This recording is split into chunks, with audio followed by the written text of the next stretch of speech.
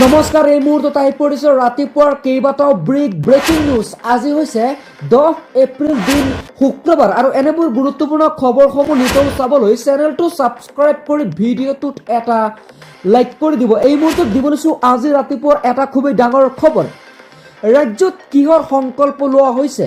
এইবাৰ দলে বলে আহি ভোট দিলে সংখ্যালঘু জনতাই। এই মুহূৰ্তত জনাইছোঁ এটা খুবেই ডাঙৰ খবৰ। দল ভাঙি দলে বলে ভোট দিলে সংখ্যালঘু জনতাই। ভোটদানৰ সৰ্বকালৰ সকলো অভিলেখ ভংগ কৰিছে তেওঁলোকে। 18টা সমষ্টিতে ভোটাৰ দৰে অতিক্ৰম কৰিলে 90ৰ ঘৰ। সন্ধিয়া 5 বজা পৰ্যন্ত ভোটাৰ দানত হাৰত শীৰ্ষত 90% অতিক্ৰম কৰিছে। দলে বলে ভোট দি কিহৰ সংকল্প লৈছে সংখ্যালঘু জনতাই? অসমৰ ভিতৰতে সৰ্বাধিক ভোটদান দলগাঁও বিধানসভা সমষ্টিত দেখা পোৱা গৈছে। পৰৱৰ্তী খবৰ, এবাৰ ভোটদানৰ অভিলেখ 90%ৰ দিশে আগবাঢ়িছে। পৰিৱৰ্তনৰ জোৱাৰ নে প্ৰতিষ্ঠানমুখী দৌ? এই মুহূৰ্তত জনাইছোঁ, অভিষেক জনাইছোঁ, ভিডিঅ'টো শ্বেয়াৰ কৰি দিব। এই মুহূৰ্তত জনাইছোঁ এটা ভাল খবৰ। 26ৰ নিৰ্বাচনৰ ভোট গ্ৰহণে অসমত গঢ়িলে এক বিৰল ইতিহাস। অভিলেখ ভংগৰে 90%ৰ দিশে আগবাঢ়িছে ভোটদানৰ হাৰ। বিয়লি 5 বজালৈ ভোটদানৰ হাৰ 84.82%। 5 বছৰলৈ অন্ত পৰিল নেকি বিধানসভাৰ নিৰ্বাচনী যুঁজ? অসমত আৰম্ভ হ'ল নেকি পৰিৱৰ্তনৰ জোৱাৰ? তাক লৈ প্ৰশ্ন উত্থাপন হৈছে। নে প্ৰতিষ্ঠানমুখী দৌৰ পক্ষত ভোটাৰ ৰাইজ আছে? চৰকাৰ উফৰোৱাৰ লক্ষ্যৰে ভোট দিলে নেকি অসমৰ জনতাই? নে চৰকাৰ উন্নয়নৰ স্বাৰ্থত ভোট দিলে অসমীয়াই? তাক লৈ প্ৰশ্ন উত্থাপন হৈছে। নিৰ্বাচন পৰিণত হ'লে গণতন্ত্ৰৰ বৃহৎ উৎসলৈ। ৰাজ্যৰ ভিতৰতে দক্ষিণ শালমাৰাত সৰ্বাধিক ভোটদান 94% বৃদ্ধি পাইছে। ৰাজ্যৰ ভিতৰতে সৰ্বনিম্ন কাৰ্বি আংলঙত 75%। পৰৱৰ্তী খবৰ, সন্দেহজনক ভোটাৰৰ সন্দেহত এইবাৰ উত্তপ্ত হৈ পৰিছে যোৰহাটবাসী। ভোটদানৰ মাজতেই যোৰহাটত উত্তপ্ত পৰিস্থিতিয়ে বিৰাজ কৰিছে বুলি দেখা পোৱা গৈছে। গাড়ীয়ে গাড়ীয়ে সন্দেহজনক ভোটাৰ অহাৰ এক অভিযোগ উত্থাপন হৈছে। বাছত অহা একাংশ লোকক জবাবদিহি কৰে ৰাইজে। কেনেকৈ ক'ৰ পৰা আহিছে এইসকল ভোটাৰ? তাক লৈ প্ৰশ্ন উত্থাপন কৰিছে তেওঁলোকে।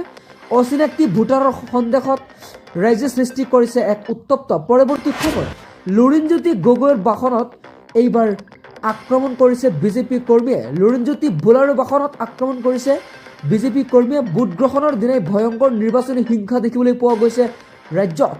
লুৰিণজ্যোতি গগৈৰ বোলাৰো বাসনত ভয়ংকৰ আক্ৰমণ চলোৱা হৈছে। খোৱাং সমষ্টিৰ পুতুহাটত এই ঘটনা। বিজেপিৰ সমৰ্থকে ভাঙিলে লুৰিণজ্যোতি গগৈৰ বোলেৰো বাসন। খোৱাঙৰ বিধায়ক চক্ৰধৰ গগৈৰ বাসগৃহৰ কাষতেই সংঘটিত হৈছে এই ঘটনা। চক্ৰধৰ গগৈৰ বাসগৃহৰ কাষতেই থকা এটা ঘৰত সংঘাতৰ সৃষ্টি হৈছে। লুৰিণজ্যোতি গগৈক টাৰ্গেট কৰি আক্ৰমণ কৰা বুলি অভিযোগ উত্থাপন কৰা হৈছে। বিজেপি কৰ্মীয়ে ভাঙি চুৰমাৰ কৰিলে বোলেৰো বাহনখন। বিহাৰৰ পৰা আহি অসমত ভোট দিবলৈ চেষ্টা চলাইছিল একাংশ হিন্দীভাষী যুৱকসকলে। এই মুহূৰ্তত জনাইছে এটা গুৰুত্বপূৰ্ণ খবৰ। বঙাইগাঁৱৰ বিদ্যাপুৰত সংঘটিত হৈছে এক ভয়ংকৰ ঘটনা। বিহাৰৰ পৰা অসমত আহি ভোট দিবলৈ চেষ্টা একাংশৰ। বিদ্যাপুৰত দুজনকৈ সন্দেহজনক ভোটাৰ। ভোটকেন্দ্ৰই সন্দেহজনক লোকৰ ভিৰ দেখা পোৱা গৈছে। ৰাইজৰ ৰোষত পৰিছে বিহাৰৰ 2জনকৈ লোক। ভোট দিবলৈ আহোঁতেই হাতেলোতে ধৰা পৰিছে তেওঁলোকে। এবাৰ ভোটদান কৰিবলৈ গৈ হঠাৎ খং উঠিছে ৰাজ্যৰ মুখ্যমন্ত্ৰী, বৰ্তমানৰ মুখ্যমন্ত্ৰী ডক্টৰ হিমন্ত বিশ্ব শৰ্মাই। হঠাৎ কিয় খং উঠিল সবিশেষ জনাইছোঁ। ভোট দিবলৈ গৈ সংবাদ মাধ্যমৰ ওচৰত খৰ্বহস্ত হ'ল মুখ্যমন্ত্ৰী হিমন্ত বিশ্ব শৰ্মাই। ৰাষ্ট্ৰীয় পৰ্যায়ৰ ৱেব চেনেলৰ সাংবাদিকৰ প্ৰশ্নত খং উঠিছে মুখ্যমন্ত্ৰী হিমন্তৰ। নিৰ্বাচনী প্ৰচাৰৰ অভিযানৰ সময়ত মুখ্যমন্ত্ৰীৰ মন্তব্যক লৈ ৰাষ্ট্ৰীয় পৰ্যায়ৰ সাংবাদিকে প্ৰশ্ন কৰিছিল মুখ্যমন্ত্ৰীক। এবাৰ ভোট কেন্দ্ৰত EVM মেচিন ভাঙি লণ্ডভণ্ড কৰিছে একাংশ জনতাই। যিহেতু ৰাজ্যত যোৱাকালি ভোট গ্ৰহণ হৈছিল, ভোট গ্ৰহণৰ সময়তে পাথাৰকান্দিত ভয়ংকৰ ঘটনা সংঘটিত হোৱা দেখিবলৈ পোৱা গৈছে। পাথাৰকান্দিৰ ভোট কেন্দ্ৰত নিৰ্বাচনী হিংসা দেখিবলৈ পোৱা গৈছে। EVM মেচিন ভাঙি লণ্ডভণ্ড কৰিছে একাংশ যুৱক যুৱতীয়ে।